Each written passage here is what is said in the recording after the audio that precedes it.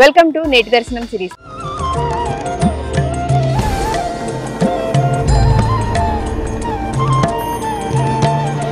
నేటి దర్శనం సిరీస్ లో భాగంగా ఈ రోజు మనం వచ్చేసి తిరుమలగిరి దగ్గర ఉన్న శ్రీ వీర హనుమాన్ ఆలయం దగ్గర అయితే ఉన్నాము.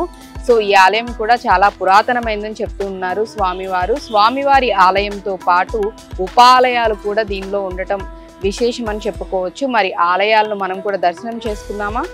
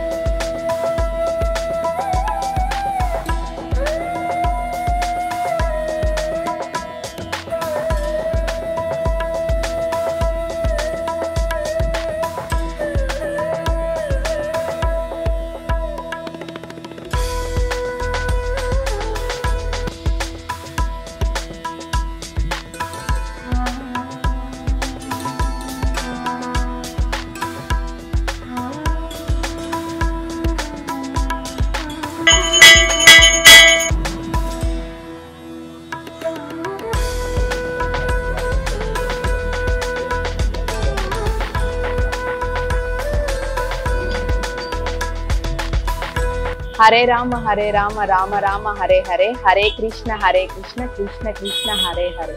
జై శ్రీరామ్, జై హనుమాన్.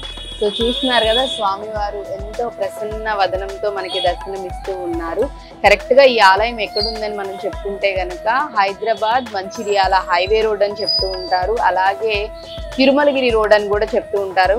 మెయిన్ రోడ్ కి పక్కనే, అంటే మెయిన్ రోడ్ కి ఆనుకునే ఈ స్వామివారి ఆలయం అయితే ఉంది. ఇక ఈ ఆలయం ప్రతిష్ట విషయానికి కనుక వచ్చినట్లయితే, స్వామివారి ఆలయం కట్టి దగ్గర దగ్గర 67 సంవత్సరాలు అవుతుంది. స్వామివారు అంటే ఇక్కడ మనం వెనుక వైపు కనుక చూసినట్లయితే కనుక ఒక కొండ, అంటే ఒక పెద్ద బండ ఉన్నట్టుగా కనిపిస్తూ ఉంటుంది వెనక కూడా. స్వామివారు ఆ బండరాయికి ముందున స్వామివారి అంటే విగ్రహం ఒకటి ఇట్లా కనిపించడం, ముద్రలాగా ఆంజనేయ స్వామి ముద్ర అనేది ఈ బండరాయి మీద కనిపించడం. దాని తర్వాత ఈ స్వామివారిని ఇక్కడ ప్రతిష్ఠించి పూజలు చేయడం అనేది జరుగుతూ వస్తుంది. నేను చెప్పాను కదా, స్వామివారి ప్రతిష్ఠ 67 సంవత్సరాలు అవుతుందని. దీన్ని ప్రతిష్ఠించింది ఎవరో కాదు, చొక్కలింగం అలాగే ధనలింగం, వాళ్ళిద్దరు బ్రదర్స్ అండి. సో ఆ ఇద్దరు బ్రదర్స్ కలిసి స్వామివారి గుడిని ఇక్కడ స్థాపించటం, అలాగే స్వామివారికి నిత్యం పూజ నైవేద్యం అన్నీ కూడా సమర్పించడం అనేది వాళ్ళే చేస్తూ వస్తూ ఉన్నారు.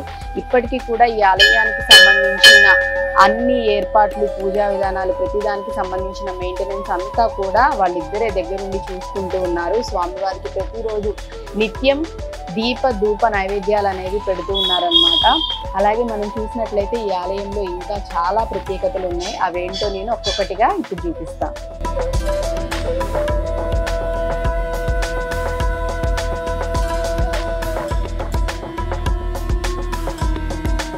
నమ శివాయ. సో నేను ఇక్కడ చెప్పాను కదా, ఈ ఆలయంలో ఇంకా చాలా విశేషాలు ఉన్నాయి.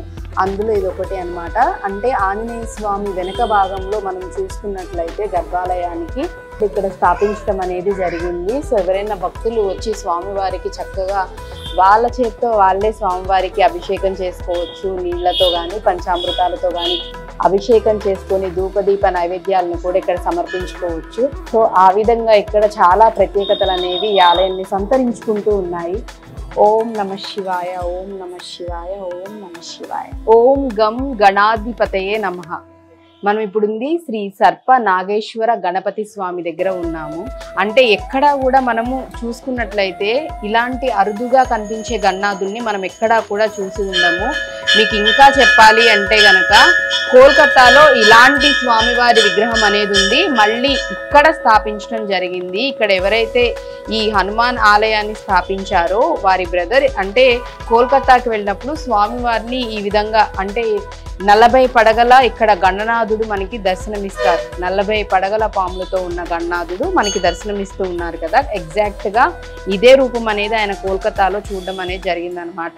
ఇంకొక విశేషం ఏంటంటే చాలా మందికి కూడా సర్పదోషాలు, కాలసర్పదోషాలు, కుజదోషాలు, అలాగే రాహుకేతు పూజలు కూడా చేయించుకోవాలి అంటే ఎక్కడ చేయించుకోవాలి, ఎక్కడికి వెళ్ళాలనుకుంటూ ఉంటారు. మాక్సిమం మన 2 తెలుగు రాష్ట్రాల్లో మనం చూసినట్లయితే చాలా మంది కూడా ఈ కుజ దోషాలకి రాహుకేతు పూజలకి కూడా శ్రీకాళహస్తి వెళ్తూ ఉంటారు. సో అలా వెళ్ళే వాళ్ళకి ఏంటంటే ఈ సరౌండింగ్స్లో అంటే హైదరాబాద్లో కానీ లేకపోతే ఈ చుట్టుపక్కల ప్రాంతాల్లో ఉన్నవారు కానివ్వండి, అంత దూరం అంటే శ్రీకాళహస్తి వరకు వెళ్ళలేని వారు కనుక ఇక్కడికి వచ్చి ఈ స్వామి దగ్గరికి వచ్చి పూజలు చేయించుకుంటే కుజదోషం కానివ్వండి, లేకపోతే కాలసర్ప దోషానికి సంబంధించినవి కానివ్వండి, రాహుకేతు పూజలు కానివ్వండి, ఇక్కడ అనునిత్యం అంటే 365 రోజులు ప్రతిరోజు ఉదయం పూట చేయడం అనేది జరుగుతూ ఉంది. అండ్ అలాగే వచ్చి చేయించుకున్న భక్తులు కూడా ఆ దోషాలు తొలగిపోయి ఫలితం అనేది సత్ఫలితం అనేది కనిపించడం కూడా జరిగిందని చెప్పేసి ఇక్కడున్న భక్తులు చెప్తూ ఉన్నారు. సో ఆ విధంగా అంటే చూస్తున్న భక్తులు ఎవరైతే మన వ్యూవర్స్ ఉన్నారో వాళ్ళందరికీ కూడా నేను చెప్తుంది ఏంటంటే, మీకు అంటే మీ ఇంట్లో కానీ లేకపోతే మీ వారికి ఎవరికైనా కాలసర్ప దోషాలు కానీ లేకపోతే కుజ రాహుకేతుకి సంబంధించిన పూజలు కానీ చేయించుకోవాలనుకుంటే మనకి దగ్గరలోనే ఈ ఆలయం ఉందన్నమాట. హ్యాపీగా మీరు వచ్చి ఇక్కడ పూజలు అనేవి చేయించుకుంటూ ఉండొచ్చు. అండ్ అలాగే ఇక్కడ చూసుకున్నట్లయితే ఈ ఆలయంలో అన్నదానం కూడా జరుగుతూ ఉంటుంది. అది కూడా వచ్చేసి ప్రతి శనివారం అనేది ఇక్కడ అన్నదానం అనేది వీరు చేస్తూ ఉన్నారనమాట. మరి ఇంత మహిమాన్వితమైన ఆలయాన్ని మీరు కూడా తప్పకుండా వచ్చి దర్శనం చేసుకోండి.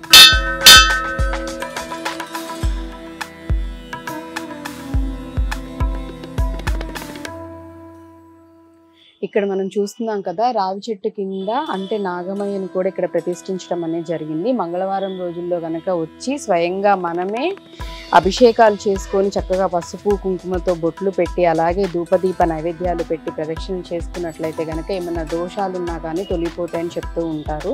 సో ప్రతి ఒక్కళ్ళు కూడా చక్కగా వచ్చి ఇక్కడికి అలాగే రావి చెట్టు చుట్టూ కూడా అంటే కొంచెం నీళ్లు పోసి చక్కగా ప్రదక్షిణలు చేస్తే కూడా చాలా మంచిదని మనకి చెప్తూ ఉంటారనమాట.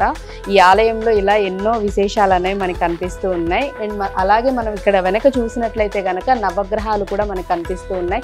చాలా మంది కూడా ప్రతినిత్యం అంటే వచ్చేసి నవగ్రహాలకు కూడా అంటే నవగ్రహాల చుట్టూ కూడా ప్రదక్షిణ చేసి వెళ్ళడం అనేది మనం చూస్తూ ఉంటాము. ఇలా 1 కాదు 2 కాదు చాలా ఉపాలయాలు అనేవి ఇక్కడ ప్రతిష్ఠించటం అలాగే ప్రతినిత్యం ప్రతిరోజు కూడా పూజలు చేయటం అనేది జరుగుతూ వస్తుంది.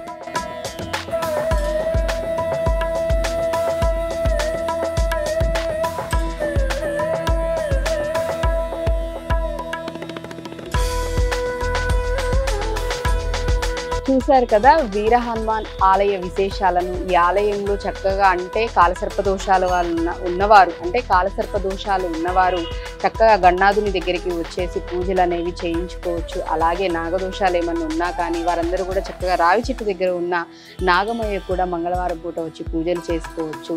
శివాలయం కూడా ఉంది. అలాగే దుర్గామాత దేవి ఆలయము అలాగే సంతోషి మాత ఆలయం కూడా ఇక్కడ చాలా ఉపాలయాలు అనేవి ఉన్నాయి.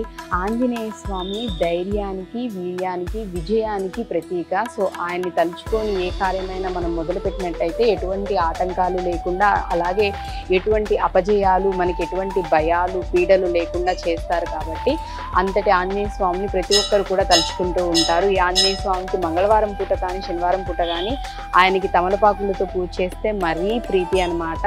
సో చక్కగా పిల్లలతో కూడా చేయిస్తూ ఉంటారు చాలామంది. ఎటువంటి అంటే చిన్న చిన్న వాటికి భయపడకుండా ఉండటానికి బుద్ధి అనేది మంచిగా ఉండటానికి చదువులు బాగా చదువుకోవడానికి ఆంజనేయ స్వామిని కూడా పూజిస్తూ ఉంటాము. ధైర్యం కోసం కూడా ప్రతి ఒక్కళ్ళు పూజలు అనేవి చేసుకుంటూ ఉంటారు. ఎక్కడికైనా సుదూర ప్రాంతాలకి వెళ్ళేవారు కూడా స్వామివారిని దర్శనం చేసుకొని వెళ్తూ ఉంటారు. ప్రయాణంలో ఎటువంటి ఆటంకాలు ఇబ్బందులు రాకుండా ఉండాలని చెప్పి మరి అంతటి మహిమాన్వితమైన ఆంజనేయ స్వామి ఆలయాన్ని మీరు కూడా వచ్చి చక్కగా దర్శనం చేసుకోండి. చూశారు కదా మన చుట్టూ అంటే సిటీలో కానీ లేకపోతే చుట్టుపక్కల కానీ మనకి తెలియకుండా ఎన్నో దేవాలయాలు అనేవి ఉన్నాయి. అవి కూడా ఎంతో పురాతనమైన చాలా ప్రాచుర్యం పొందిన స్వయంభూగా వెలిసిన ఆలయాలు కూడా చాలానే ఉన్నాయి. అలాంటి ఆలయాలని మీ దాకా తీసుకురావటమే మా ఓం డివైన్ లైన్ ఛానల్ యొక్క ముఖ్య ఉద్దేశం. సో ఆ విధంగా ఈ ఆలయ దర్శనాలు అనేవి చేసి మీకు నేటి దర్శనం సిరీస్ ద్వారా అందించడం జరుగుతుందన్నమాట. అలాగే మరొక విశేషమైన చాలా విశిష్టత మహిమాన్విత కలిగిన ఆలయంతో మళ్ళీ మీ ముందుంటాను. నమస్కారం.